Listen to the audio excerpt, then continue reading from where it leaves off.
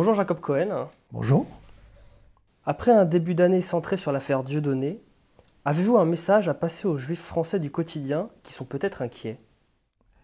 Sur ce plan-là, je suis assez, comment dire, je dirais pas réservé, mais j'ai pas mal de soucis à me faire en ce qui concerne ce qu'on appelle, enfin, disons les juifs communs, les juifs du quotidien, ceux qui travaillent, ceux qui souhaitent vivre tranquillement et travailler tranquillement en toute sécurité, et qui sont pris malgré eux souvent dans cette tempête, ce maelstrom. Et ils sont, pour moi, ils sont l'objet de manipulation, des choses de politique qui les dépassent. Ça me rappelle un peu les Juifs du Maroc. Je viens du Maroc. Et quand j'ai assisté à toute cette communauté qu'on a fait partir des dizaines de milliers de personnes ou des centaines de milliers, comme dans d'autres pays arabes, et un peu malgré eux, ils ne savaient même pas ce qui leur arrivait. Et puis, ils ont été le jouet de politiques qui les dépassaient, comme en Égypte, en Irak. Souvent, on a créé l'insécurité, on a même organisé des attentats pour créer cette insécurité, pour ne pas leur laisser le choix. Et j'ai l'impression que la majorité, enfin une bonne partie de ces juifs du quotidien, comme vous dites, sont l'otage de choses qui les dépassent. Bien sûr, pour moi, ils ne sont pas des vrais sionistes dans le sens où, pour moi, être sioniste, c'est partir en Israël, c'est-à-dire réaliser l'idéal sioniste. Bon, aimer Israël, après tout, pour un juif, c'est... On ne peut pas lui demander le contraire, enfin, à moins vraiment d'être conscient, d'être un militant, etc. Bon. Et malheureusement, très peu le sont, parce qu'ils grandissent dans un environnement juif, plus ou moins traditionnaliste. Il est très difficile pour eux de remettre en question tout ça. Ou alors ils sombrent dans l'indifférence. Mais en même temps, ces gens-là n'ont pas envie. Moi, j'ai vécu au Canada aussi, je vis en France. Au Maroc, il y a la moitié de la communauté n'est pas partie en Israël parce qu'elle a vite réalisé qu'elle ne serait pas bien là-bas. Et donc, les millions de juifs aux États-Unis, en Amérique latine, en Europe, n'ont pas envie de vivre en Israël. C'est manifeste. Et d'ailleurs, Israël a arnaqué la majorité des juifs qui sont allés, les juifs russes, les juifs éthiopiens, les juifs des pays arabes. Et donc les juifs en France sont pris en otage par cette affaire, par exemple par l'affaire Dieudonné, où on a créé l'insécurité dans des buts bien précis. C'est d'abord de faire partir un certain nombre d'entre eux, de créer cette insécurité. Qui c'est qui part finalement en Israël? L'année dernière, il y a 3000 juifs français qui sont partis en Israël, vivre en Israël. Bon, on ne dit pas combien reviennent. Mais vous remarquerez que jamais les dirigeants n'y vont. C'est-à-dire les BHL, les Patrick Cohen, les Hanouna, etc. Ça serait bien qu'ils débarrassent le plancher, si c'est possible, mais eux, ils sont très bien en France, bien que leur cœur, leur patrie de cœur est Israël. Et ça, c'est... Par contre, ils font sentir aux autres, au petit peuple, ceux qui sont enseignants, comptables, etc., on leur fait sentir que eux, ils sont en danger. Et qu'il faut qu'ils partent, qu'ils envoient leurs enfants, etc. Et ils vivent dans des banlieues, donc ils vivent dans des situations difficiles, dans des conditions difficiles. Et ce sont eux qui trinquent, ou qui trinqueront. Parce que les riches, enfin ceux qui ont les moyens, ou ceux qui ont des relations, les Lanzmann, je ne vais pas tous les citer, les Alexandre Adler, etc. Eux, ils ont des moyens financiers, ils ont des relations. Le jour où ils partiront en Amérique, à Miami.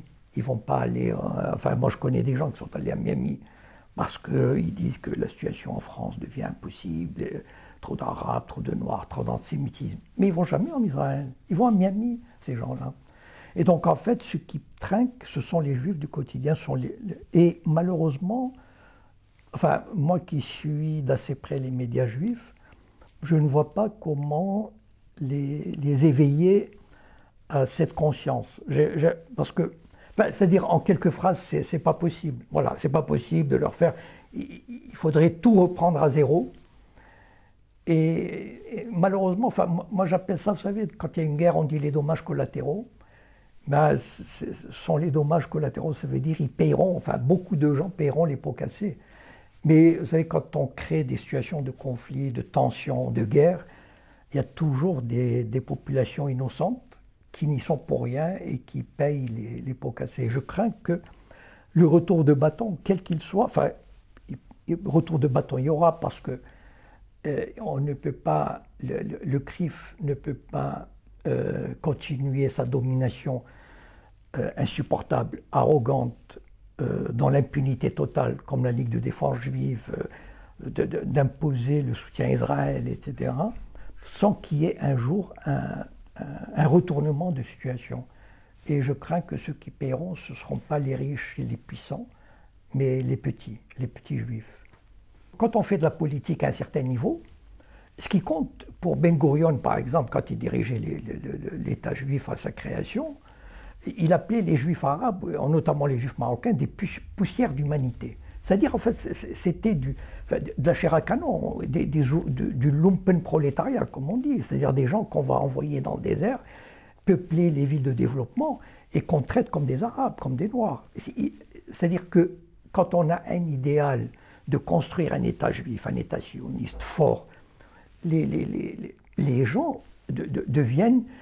Mais vous savez, c'est pas typico-sioniste, ça veut dire que tous les dirigeants politiques, je veux dire, on peut sacrifier dans une guerre, dans une aventure, etc. On sacrifie 10 000, 20 000 hommes, 50 000 hommes, 100 000 hommes, avec, je dirais pas la fleur, enfin, la fleur au fusil. Mais disons, ça fait partie de la politique. Et donc les dirigeants juifs, eux, ils ne voient pas l'intérêt immédiat du petit, ils voient comment dire, la vision à long terme, enfin la vision qu'ils ont, c'est-à-dire il faut créer un État d'Israël puissant, fort, et puis, mais vous savez, les dirigeants communautaires, au Maroc par exemple, comme en France, ont toujours essayé, quand les sionistes venaient chercher des juifs, on leur donnait les pauvres, les vieux, les malades. Parce que pour les dirigeants communautaires, ça leur permettait aussi de se débarrasser de tous ces poids inutiles. Et donc finalement, ils y trouvent leur compte. Donc si des dirigeants communautaires en France voyaient des gens un peu dispersés dans les banlieues partir, ça renforce Israël. Et puis bon, en même temps, bon, ce sont des petits qui partent. Eux, ils ont dépassé les cas personnels. C'est-à-dire, ils sont comme habités par cette vision de l'État d'Israël fort et suprêmement implanté, avec de plus en plus d'habitants, etc. C'est ça leur principale préoccupation. C'est pas la population, les petites familles dispersées par-ci par-là, leur bien-être, leur sécurité. Et d'ailleurs, l'antisémitisme, il est entretenu. On entretient cet antisémitisme. Ils sont contents. Enfin, quand on voit le film Diffamation fait par un Israélien qui n'était pas antisioniste, et on voit comment l'antisémitisme est quasiment fabriqué. Diffamation. Le documentaire du réalisateur israélien Yoav Shamir n'en finit pas de faire des vagues, et ce, bien au-delà des frontières de l'État hébreu. Selon sa thèse, Israël est prisonnier de son identification avec l'Holocauste, de son obsession de l'antisémitisme passé et actuel. L'une des scènes les plus troublantes du film, des élèves israéliens visitant le camp d'Auschwitz. Un voyage préparé depuis plusieurs mois avec des professeurs qui leur ont répété que depuis l'Holocauste, les Juifs sont livrés à eux-mêmes face à un monde hostile. Yad Vashem, le mémorial de l'Holocauste, est régulièrement utilisé à des fins politiques. Ainsi, l'inauguration il y a quelques jours de l'exposition des plans du camp d'Auschwitz-Birkenau. Pour l'occasion, le Premier ministre Benjamin Netanyahou a invité des diplomates du monde entier. Il leur a rappelé que si l'Iran se dote de la bombe atomique, le peuple juif pourrait connaître un nouvel Holocauste. C'est-à-dire qu'on crée l'antisémitisme de toutes pièces. Alors, il faut entretenir, il faut toujours dire qu'il y a de l'antisémitisme. Sharon, en 2002 ou 2003, il a dit il faut créer l'antisémitisme parce que ça favorise, d'abord, ça réunit les Juifs autour d'Israël et ça favorise le départ des Juifs vers Israël. Les Français de confession juive devraient émigrer immédiatement en Israël, à en croire Ariel Sharon. Le Premier ministre israélien, lors d'une réunion publique, a estimé qu'il se répandait en France un antisémitisme déchaîné. Je dois dire que le gouvernement français a pris des mesures contre tout cela, mais somme toute, si je devais m'adresser à nos frères en France, je leur dirais une chose. Partez en Israël aussi vite que possible. Je dirais la même chose à tous les Juifs du monde. Ariel Sharon affirme que 10% de la population française est composée de musulmans, ce qui explique selon lui la montée du sentiment anti-juif. Il verse des larmes de crocodile quand il y a « ah là là, c'est malheureux, il y a de l'antisémitisme ». Mais en fait, il favorise l'antisémitisme. Ils sont, comment dire, pour eux, c'est le moteur, c'est l'essence de leur... comment dire, c'est le moteur de leur politique, de leur vision. S'il n'y avait pas d'antisémitisme, les gens iraient, enfin, à la limite, les gens même quitteraient Israël. Qu'avez-vous pensé de la décision du Conseil d'État d'interdire le spectacle de Dieudonné? Je pars de l'idée suivante. L'État français, c'est-à-dire la France, l'État français a mis tous les moyens qu'il peut avoir à sa disposition pour abattre Dieudonné. Bon, quand on connaît le fonctionnement de la justice en France, il n'est pas étonnant de voir le Conseil d'État se soumettre à la volonté d'un ministre, parce que c'était une question trop importante. Bon, enfin, même des spécialistes de droit administratif, ceux qui ont eu l'honnêteté d'analyser l'arrêt du Conseil d'État et surtout les conditions dans lesquelles il a été pris, ont démontré que c'était vraiment un arrêt pour satisfaire le gouvernement de manière rapide et ponctuelle. Donc, enfin, évidemment, je ne suis pas un spécialiste pour juger, mais je pense qu'il y a eu des spécialistes pour juger de cet arrêt et comment dire, de l'inopportunité de cet arrêt. C'est-à-dire, c'est un arrêt qui venait conforter une décision politique, mais moi, mon interprétation, c'est que l'État français a décidé une bonne fois pour toutes d'abattre Dieudonné. Et donc, il utilise tous les moyens à sa disposition et il a énormément de moyens. C'est-à-dire, il a la justice qui est totalement acquise, la police, le fisc et pratiquement les médias. Il n'y a pratiquement aucun média qui ose critiquer l'État français dans cette affaire de Dieudonné. Pourquoi? Parce qu'on avait dit une bonne fois pour toutes, Dieudonné est antisémite. Une fois qu'on a dit ça, c'est fini. Toutes les personnes doivent s'incliner devant cet oukase. Et donc, même les sociétés commerciales, par exemple, les sociétés d'édition, les sociétés de production. Pourquoi? Parce que en France, on a ce qu'on appelle le contrôle fiscal. Si une société ne s'incline pas devant la volonté du pouvoir, on lui fait un contrôle fiscal. Et un contrôle fiscal soigné, pratiquement aucune société ne sort indemne d'un contrôle fiscal. On a vu des éditeurs renoncer à publier un livre parce que l'État les a menacés d'un contrôle fiscal. Donc l'État dispose de moyens considérables. L'État n'est pas impartial dans cette affaire. L'État a décidé, sous la pression, enfin bon, de qui on sait, du CRIF, etc., d'abattre Dieudonné. Bon.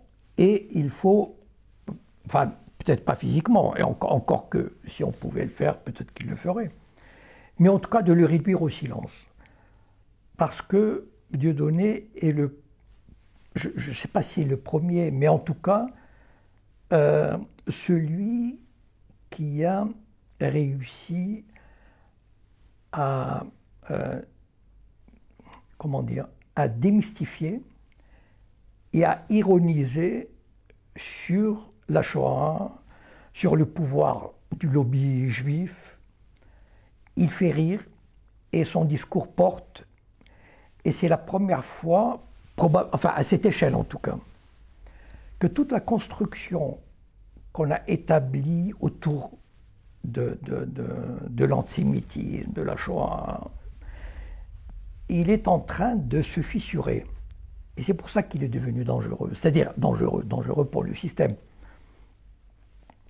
C'est la première fois que quelqu'un est venu à la télévision, a fait un sketch en 2003, en se foutant de la gueule d'un colon sioniste.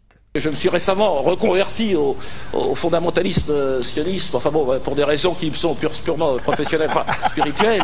Je trouve, enfin, j'ai une petite chose à vous dire. Et d'ailleurs, j'encourage les jeunes gens qui nous regardent aujourd'hui dans les cités pour vous dire, convertissez-vous comme moi et essayez de vous ressaisir. Rejoignez l'axe du bien, hein, l'axe américano-sioniste. Ça me paraît important, hein, qui vous offrira beaucoup de débouchés, beaucoup de bonheur, et surtout le seul axe qui vous offrira la possibilité de vivre encore un peu. Hein. C'est un peu une improvisation peut-être, non ? Attends, Nathalie. Et ça, c'était absolument insupportable pour le système. Et le système a essayé de l'abattre. D'ailleurs, enfin, si vous vous souvenez, chronologiquement, son sketch est passé un vendredi ou un samedi. Le mercredi suivant, un spectacle qui devait donner à Lyon a été annulé. C'est dire le pouvoir qu'a le système. Grâce, je ferai référence rapidement aux Sayanim, c'est-à-dire à ces juifs sionistes qui travaillent pour le Mossad. Vous avez écrit un livre là-dessus. C'est ça, voilà, le printemps des Sayanim. Il faut savoir, c'est ça qui donne la force. Il faut vraiment avoir à l'esprit qu'il y a 3 000 à 4 000 Sayanim en France, c'est-à-dire des juifs sionistes qui collaborent avec le Mossad, qui obéissent aux instructions du Mossad et qui lancent des fatwas, toutes sortes de fatwas. Par exemple, s'il s'agit d'interdire de donner, ces milliers de personnes se mettent en chasse.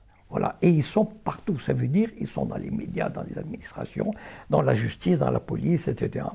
Et c'est ce travail qu'on ne voit pas. Et c'est ça qui donne cette impression vraiment d'unanimisme aussi qui aide. Et donc, lui, Dieudonné, a vraiment... Il a montré finalement quoi? Il a montré le 2 poids 2 mesures. Ça veut dire qu'on pouvait se foutre, mais alors en se bidonnant ou en méprisant les musulmans, les bougnots, les noirs, les cathos. On pouvait traiter le prophète Mohammed de terroriste, de pédophile, tout ce que vous voulez, Jésus, on pouvait... Enfin, mais il y avait le tabou des tabous qui étaient sacrés, voilà. Et il a touché à ce tabou. Et ce tabou a commencé à être ébranlé. Et c'est ce que le système ne lui pardonne pas. Et il ne lui pardonnera jamais. Voilà, parce que il est vrai qu'un grand nombre de gens dans le pays, de jeunes, etc., grâce aux réseaux sociaux, commencent à prendre conscience de ça. Et ils ne veulent plus marcher. Voilà. Et le système est ébranlé. Et c'est pour ça que c'est un homme à abattre. Voilà. Je crois que c'est le titre. Enfin, l'homme à abattre. Voilà. Et l'État français a tellement de moyens avec lui. En tout cas, la chance qu'on a aujourd'hui, c'est peut-être qu'on a suffisamment de réseaux sociaux, qu'on peut faire des vidéos. Et il y a pas mal de gens qu'on n'arrive pas encore... Il y a une résistance quand même qui se fait. Alors, moi, je balance. C'est-à-dire, d'un côté, c'est vrai qu'il y a un mouvement de résistance, mais de l'autre, quand je vois cet État qui a décidé vraiment, avec tous ses moyens, d'abattre Dieudonné, ça me fait un peu peur. Enfin, je veux dire, je me dis, je ne sais pas si l'avenir s'annonce rose je ne suis pas très optimiste peut-être. Récemment, les médias ont beaucoup attaqué Alain Soral avec deux reportages. Pensez-vous que le travail de Égalité et Réconciliation et de Alain Soral mette en danger les Juifs de France? Non, ils ne mettent pas en danger les Juifs de France. Au contraire, il essaye, enfin, du moins en tout cas si je l'ai bien compris, il essaye d'avertir les Juifs de France, enfin les Juifs du quotidien comme ils les appellent. D'ailleurs j'aime beaucoup cette expression parce qu'elle est très, très concrète, elle veut dire, enfin ce qu'elle veut dire. Il veut avertir les Juifs de France de ne pas embarquer dans la combine sioniste. Parce que, comme j'ai dit tout à l'heure d'ailleurs dans la première, suite à la première question, parce que ce sont eux les dindons de la farce, en fait, finalement, les Juifs du quotidien. Ils sont manipulés par des gens qui n'ont pas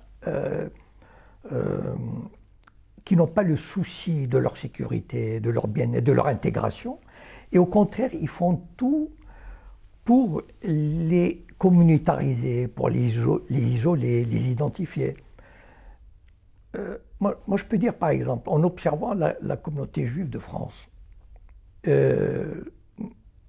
depuis 20-30 ans, cette communauté tend à se refermer sur elle-même. Il y a 30 ans, il y a 40 ans, les Juifs de France étaient, la majorité en tout cas, s'intégraient dans la société, tout en restant juifs, enfin à leur manière, chacun sa manière, s'intégrer dans la société. Aujourd'hui, de plus en plus, j'ai pas mal de témoignages de ce côté-là, les Juifs de France tendent à se refermer sur eux-mêmes, à se construire, enfin à rentrer dans une forteresse. Et ça, c'est le travail communautaire, c'est le travail des médias, c'est le travail du CRIF, c'est le travail des responsables qui ont intérêt à, justement, à enfermer ces Juifs, il suffit d'écouter les médias juifs, à enfermer ces Juifs dans cette logique, dans cette dialectique de la sécurité, du communautarisme, l'antisémitisme grandit, personne ne nous aime, c'est terrible, il faut défendre Israël à tout prix, etc. Donc tout ça participe de ce système. Et quand quelqu'un comme Alain Soral vient leur dire il faut abandonner, enfin bon, en tout cas, il faut sortir de cette logique de communautaire et chercher à vivre sur des bases égalitaires, fraternelles, avec vos voisins qui ne sont pas vos ennemis. Et ça, comment dire, ça dérange la politique du CRIF, ça dérange la vision de Sharon, des dirigeants sionistes, etc. Parce qu'ils ne veulent pas. La plus grande phobie des dirigeants communautaires et des dirigeants sionistes, c'est l'intégration des Juifs. D'ailleurs, souvent, enfin, on voit des vidéos, c'est la hantise des mariages mixtes, la hantise des jeunes qui n'apprennent pas bien la Torah, qui n'apprennent pas bien Israël. Il y a des programmes énormes qui sont financés. Un jeune aujourd'hui qui a 15-16 ans peut aller passer 2 ans en Israël tout gratuitement, il peut aller faire des voyages en Israël tout gratuitement. Pour participer à Taglit, tu dois être juif, avoir entre 18 et 26 ans, ne jamais être parti en Israël avec une association. Taglit, c'est un voyage de 10 jours de haute folie. Taglit, c'est un voyage en Israël entièrement gratuit. Financé pour 1/3 par l'État d'Israël, pour le 2e tiers par des mécènes américains et pour 1/3 par ta communauté d'origine. En France, il s'agit du FSJU, le Fonds social juif unifié, grâce aux dons faits auprès de l'AEJF. J'ai eu une grande surprise, c'est que moi je pensais qu'on allait être sans arrêt dans un milieu militarisé, enfin avec plein de militaires et tout. Et finalement, on se sent très bien. Au moment où l'avion s'est posé sur le sol israélien, je pense qu'on a tous ressenti quelque chose. La chose la plus intéressante que j'ai vue, c'était la visite de Yad Vashem. C'était le moment où je crois que le groupe il a jamais été aussi soudé. C'était dur, mais c'était bien de faire. Le mur de Jérusalem. On se dit qu'il n'y a nulle part dans le monde où on peut se sentir plus proche de Dieu. Donc il y a tout un travail de voyage à Auschwitz, etc. Donc il y a tout un travail de récupération. Il faut récupérer ces jeunes et les enfermer dans cette forteresse judaïque, et donc la sortir de l'ensemble. Aujourd'hui, beaucoup de Juifs pensent, et après tout ce qui se passe évidemment, ils disent notre avenir n'est pas en France. Ils sentent moins leur avenir en France. Donc, mais ça c'est voulu, c'est-à-dire qu'en fait le discours de Soral, c'est de leur dire non, vous êtes des citoyens comme les autres, c'est-à-dire vous devez être des citoyens comme les autres, ni plus ni moins, et il faut travailler pour le bien-être de la France. Mais ça va à l'encontre du discours globalisant des sionistes et des dirigeants communautaires qui veulent avoir cette espèce de communauté renforcée, esprit tribal, comme dirait Gilad Atzmon, renforcer le tribalisme. Voilà. Tout ça pour défendre Israël, pour défendre ce pays, quel qu'en soit le prix. Jacob Cohen, merci beaucoup. Je vous en prie.